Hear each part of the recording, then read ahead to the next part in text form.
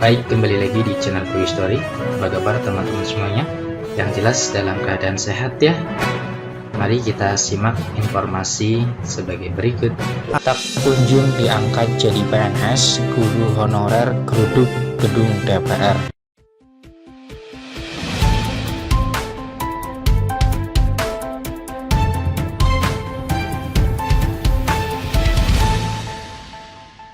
Baik, kembali lagi di channel Quick Story. Pada kesempatan kali ini kita akan memberikan informasi terbaru seputar tenaga honorer.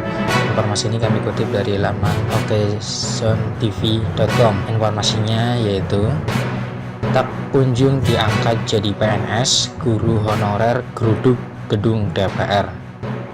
Simak informasinya baik-baik.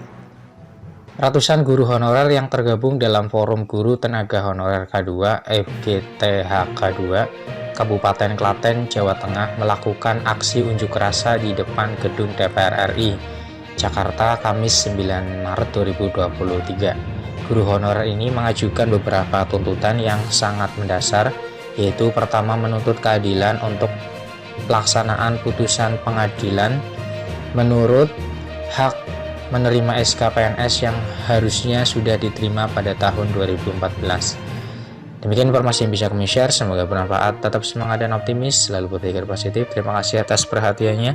See you next time. Assalamualaikum warahmatullahi wabarakatuh.